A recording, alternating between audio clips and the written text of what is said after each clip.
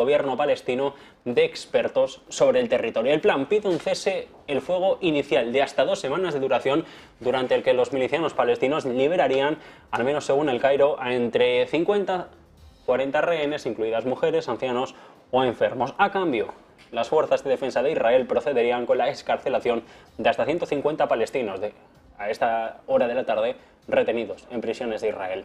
Al mismo tiempo, continuarían todas las negociaciones para ampliar la tregua y la liberación de los rehenes o cadáveres que haya en poder de milicianos palestinos. Ya son funcionarios israelíes los que llegan a calcular que al menos 20 rehenes han llegado a fallecer en el cautiverio de Hamas. Tanto Egipto como Qatar, que son los dos países que han abanderado la propuesta de paz, o al menos los ceses y los altos el fuego sobre la franja de Gaza, también van a trabajar con diferentes facciones, la palestina, incluida Hamas, o la Autoridad Palestina de Mahmoud Abbas, la que gobierna la Cisjordania ocupada y que cuenta con el reconocimiento internacional, para acordar la formación de un gobierno de expertos, básicamente un gobierno tecnócrata del que no se queje Israel. El gobierno lo que haría sería poner orden y al menos legislar sobre Gaza y Cisjordania durante un periodo de transición, mientras que las facciones palestinas trabajarían hacia las elecciones presidenciales y parlamentarias. Es parte de la propuesta de paz de Egipto, en la que también presiona a Israel o a Hamas para que negocien un acuerdo integral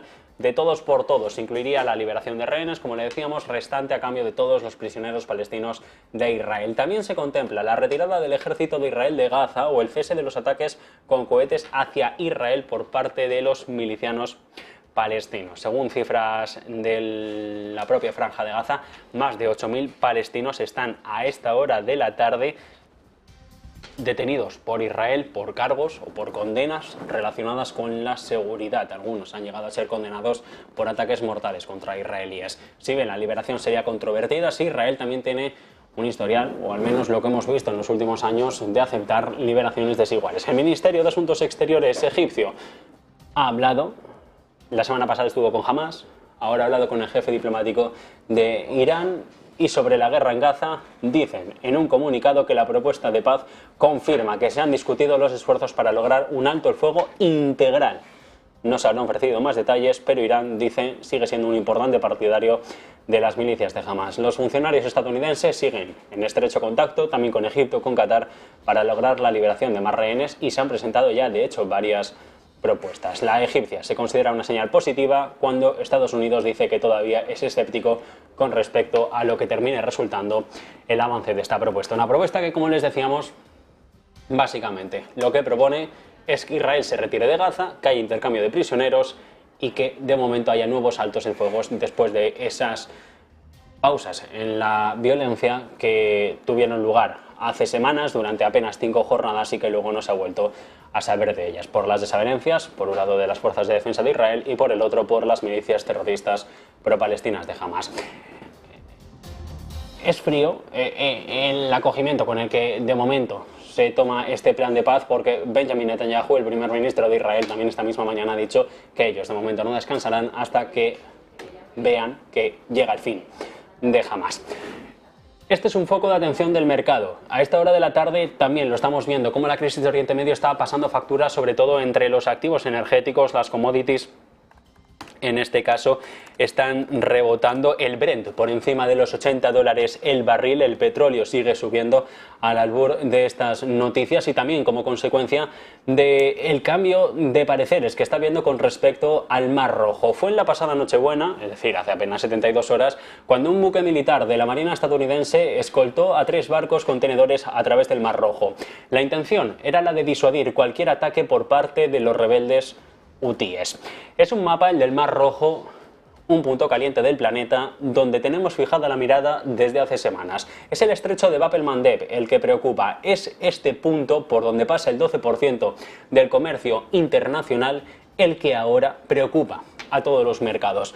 Un punto caliente al que ahora piensan volver las navieras que en su día dijeron que se iba de la zona.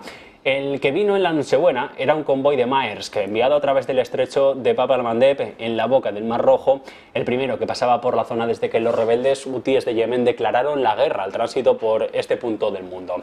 Lo están viendo en pantalla, es esa zona del sur la que preocupa y donde están y donde operan las milicias de Yemen, los hutíes respaldados por Irán. Por ese punto, por ese minúsculo punto entre el Mar Rojo y hacia la zona del canal de Suez es por donde se ha interrumpido el mercado hace unos días, por donde está el foco y la preocupación con respecto a las semanas que vienen. Maersk ya ha dicho que va a volver con sus barcos al Mar Rojo, simplemente porque las milicias estadounidenses le van a apoyar, porque esa fuerza de defensa liderada por Estados Unidos va a apoyar que la seguridad sea el gran caballo de batalla con el que hacer frente a las mejorías en el tránsito. Hapag-Lloyd, la alemana, también ha dicho que lo está estudiando. Veremos cómo se comportan mañana en bolsa, porque después de decir que interrumpía las operaciones por el Mar Rojo, las acciones se dispararon en apenas unas horas.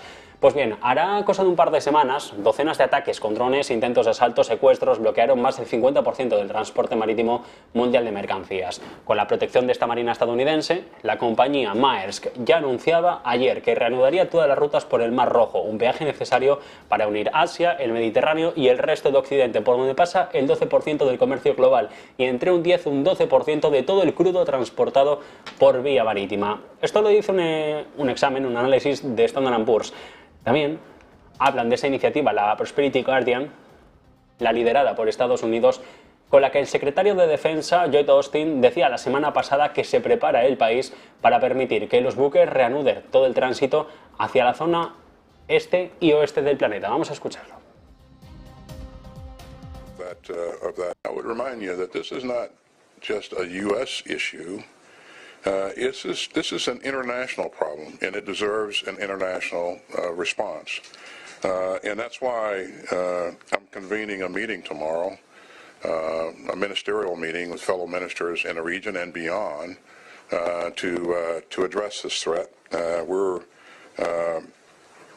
That'll be a virtual meeting, and I look forward to that discussion. And more important, I look forward to working together with members of that group to address the threat in a meaningful way in the future. And we'll have more details on this soon, but we're going to make sure that we're doing everything that we can to ensure freedom of navigation in the area. The straits are pretty important, as you know.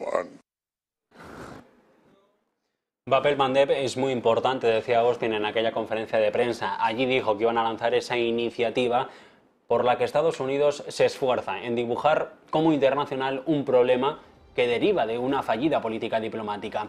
De momento son más contactos diplomáticos que físicos o de capacidades los que se han estrechado desde Washington entre un gran número de países que de momento le dicen no a Washington a tener presencia en el Mar Rojo. Uno de ellos nosotros, los españoles. Más de una treintena de buques de guerra, de al menos 12 naciones sin frontera con el Mar Rojo, están desplegados en posiciones desde las que podrían llegar al estrecho en menos de 24 horas. Sí, pero es que hay países, sobre todo en la zona árabes, como Arabia Saudí o Egipto, también otros tantos, que en sus puertos operan, pero que no quieren salir de allí, que dicen a Estados Unidos que lo de defender barcos en el Mar Rojo no es su problema.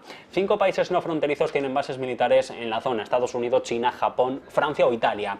Y la misión previa a la Prosperity Guardian, la fuerza CTF-153 para asegurar el paso seguro de los barcos por el Mar Rojo, contaba el 7 de octubre con 2 destructores estadounidenses, el Carney y el Mason, un destructor japonés y otro surcoreano. Buques europeos que también han llegado a patrullar, pero que no están inmersos en esta nueva operación. Aquí Estados Unidos sí ha logrado añadir una fragata más, británica en este caso, a su haber, el HMS Diamond, pero poco más se sabe. España ha dicho que no. Y así como van a escuchar, lo decía la semana pasada la portavoz del Gobierno, Pilar Alegría. Simplemente ser muy concreta en esta cuestión. España unilateralmente no participará en esta misión. No participará unilateralmente. Es más, les diré, cualquier decisión que se adoptase siempre sería bajo el marco de la OTAN y la Unión Europea. Creo que tiene que quedar muy claro estas cuestiones. Y fíjese, usted apelaba a la crítica que ya había realizado a través de las redes sociales el líder de la oposición, el señor Feijóo. Fíjese qué importante es mantener reuniones con el presidente del Gobierno para estar bien informado de los temas que afectan a nuestro país. Bueno, pues Estados Unidos tuvo que escuchar el no de España, pero no solo. Nosotros le dijimos que mejor no íbamos al Mar Rojo. Hay 39 miembros de la fuerza combinada que ya existían en el Golfo Pérsico y en la zona occidental del Índico, la dirigida por Estados Unidos, que han dicho que, bueno, vale a lo que dice Washington, pero solo una docena han mostrado abiertamente su disposición a unirse a una operación reforzada en el Mar Rojo como esta del Prosperity Guardian. De hecho, hay países que han dicho que sí, luego que no. Australia, que anunciaba que mandaría 11 soldados, finalmente ha retirado su participación con buques militares pese a la petición específica de Estados Unidos. Países Bajos va a mandar 2 soldados, Dinamarca 1 y Noruega 10. Grecia es la única que sí que ha añadido una fragata a las ya comprometidas por Estados Unidos y por el Reino Unido. Especialmente importante, y más allá de la de los aliados clásicos de Washington en Occidente, es la negativa, como les comentaba antes, de los países árabes, Arabia Saudí, Egipto, 2 jugadores que son clave a día de hoy.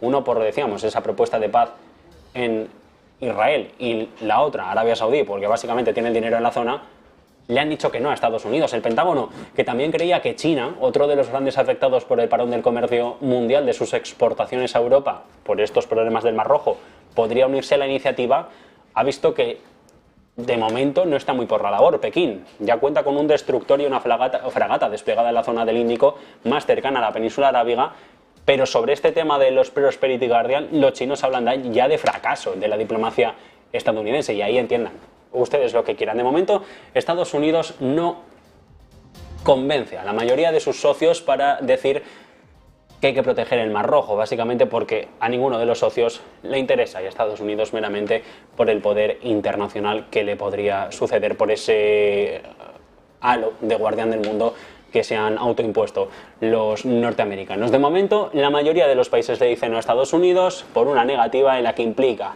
a soldados que podrían tener que enfrentarse a guerras abiertas contra los hutíes de Yemen. Veremos cómo afecta todo esto, como les decíamos, a las navieras. Mañana hay negociación en Europa. Copenhague, foco de atención por Maersk. Veremos cómo abre en negociación las acciones después de que se dispararan fuertemente cuando dijo que se iba del Mar Rojo. Ahora que vuelve, veremos qué posición toman los inversores. Y Hapag-Lloyd en Frankfurt, mañana también, pendientes de cómo abran por ausencia de negociación hoy en los mercados financieros aquí del viejo continente. Es Wall Street, lo único que está abierto a esta hora de la tarde, como les comentábamos al inicio, cerca de nuevos máximos históricos, con el S&P camino de los 4.800, camino de unos números nunca vistos en este último rally de Navidad, en el que también el desánimo es la tónica general, en un conjunto de 2023 en el que los emergentes van ya camino de una segunda década llena de sombras, con un S&P que, sin embargo, también encamina a estos máximos históricos. Gestoras que, sin embargo, se siguen planteando, ¿vale la pena dedicar tiempo a clases de activos como los emergentes? Las apuestas sobre otros títulos, como los 7 magníficos, son seguras. Apple, Microsoft, Alphabet, Amazon, Nvidia, Tesla, Meta. Se han duplicado este año todas las valoraciones. Las de Nvidia se han disparado más de un 200%. Meta también está camino de cerrar su mejor año de los últimos 3. Pero ojo, porque entre otros títulos, los de la manzana mordida, los de Apple, llegan a obtener casi el 20% de los ingresos de un mercado emergente, de un mercado como el chino.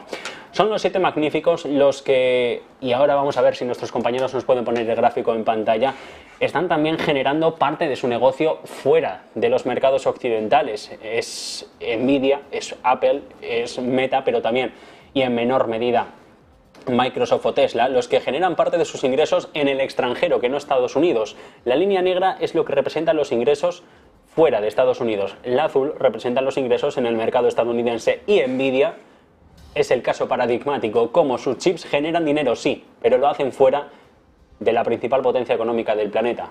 Y aquí el foco está puesto claramente en Asia, donde están emergentes como Vietnam, como Indonesia o como China. También está Apple. La región de Gran China es la que le ofrece casi un 4% de todos los ingresos anuales a los de la manzana mordida. Y en Meta, básicamente, la situación es bastante similar. No tanto así en Amazon, donde Estados Unidos todavía sigue representando parte o algo más del 60% de todos los ingresos anuales. De hecho, y esto también se debe en parte a que Amazon opera la mayor parte de su negocio en consumo, y aquí Estados Unidos todavía está fuerte. Se podría argumentar que mantener todas estas acciones que ven en pantalla en cartera ya por sí solo les da a los administradores suficiente exposición a una creciente clase de países medios en los que el desarrollo está siendo la tónica general. Además, dado que los estadounidenses poseen más acciones que nunca y están impulsando fuertes entradas al capital al S&P, ¿por qué molestarse en invertir en unos mercados emergentes que pueden ser por un lado volátiles y por el otro complicados, sobre todo por la inestabilidad política y jurídica que en muchos de ellos impera? En cualquier caso, mirar de esta manera al mundo sería también parte y a veces una miopía, porque pocas veces antes en la historia ha sido una solución a los problemas. A medida que continúan los contratiempos entre las democracias occidentales o países como China y Rusia están tratando de despuntar, surge un nuevo corredor comercial que no involucra a las naciones desarrolladas y ni siquiera al dólar estadounidense. Los inversores, pendientes de un posible cambio sísmico en el centro de gravedad económico del mundo, en Estados Unidos, durante décadas han apostado por una fórmula que apostaba principalmente por ir a Estados Unidos o a Europa y a través de ahí exportar bienes baratos al extranjero y escalar posiciones y ganar posiciones en emergentes, ascender en la escala económica a lo largo del camino. Pero cada vez más los mercados emergentes negocian por y para ellos. La proporción de exportaciones dentro de este bloque ha aumentado un 25% en el año 2000. Entonces era un 25%, ahora es más de un 40%. Son datos de Gaithcal Research, una firma de análisis que también confirma que el sudeste asiático ha superado ya a Estados Unidos como el mayor mercado de exportación de China. Y lo van a ver ahora en pantalla, lo están viendo ya como precisamente los países de la ASEAN han llegado a superar a la Unión Europea, a los intercambios comerciales de China con Estados Unidos e incluso a un socio comercial y cercano como podría ser Japón. Las sanciones contra Rusia, la guerra comercial entre Estados Unidos y China también dan a las naciones en desarrollo una ventana para utilizar sus propias monedas con las que comprar las materias primas o los bienes industriales que necesiten. De hecho, Pekín ha estado interesado en firmar acuerdos de intercambio de moneda local. Más recientemente, un acuerdo de 7.000 millones de dólares con Arabia Saudí. El objetivo: reducir la dependencia del dólar. El yuan superó ya al billete verde como la moneda de curso legal transfronteriza más utilizada en China este año. No ha ganado un gran peso internacional, pero es un hito importante para los bancos centrales. En solo 2 años, el uso del renminbi, lo que es el yuan, por parte de los bancos centrales extranjeros casi que se ha duplicado y como tal existen oportunidades de inversión. Indonesia es el ejemplo paradigmático, importante campo de batalla para las empresas chinas que han invertido decenas de miles de billones solo en su industria del níquel. China ha financiado un nuevo tren de alta velocidad en el país, 140 kilómetros, y va a permitir realizar viajes por tren en vez de por carretera desde Yakarta a Bandung en menos de 1 hora. Está China invirtiendo en infraestructura de países vecinos como Indonesia. También lo ha hecho en África o incluso en América Latina. Y sin embargo, Indonesia ha gestionado bien la deuda. La rupia mantiene relativamente su firmeza en el mercado, incluso cuando las diferencias de tasas de los bonos soberanos con Estados Unidos están en el nivel más bajo de la última década. Mientras que ha hecho Washington intentar sacar a China de la cadena de suministro global, algo que no ha conseguido, y dar club y da forma a un club económico en el que no entra nadie. Acciones tecnológicas que de momento siguen ofreciendo grandes réditos, pero de momento 7 magníficos que pueden provocar problemas al inversor o al menos no dar todo el rendimiento necesario a su capital, cuando en los emergentes podría estar la gran clave del próximo tiempo. Nosotros, visto todos estos asuntos, repasado parte de las claves económicas de la jornada, pausamos para publicidad.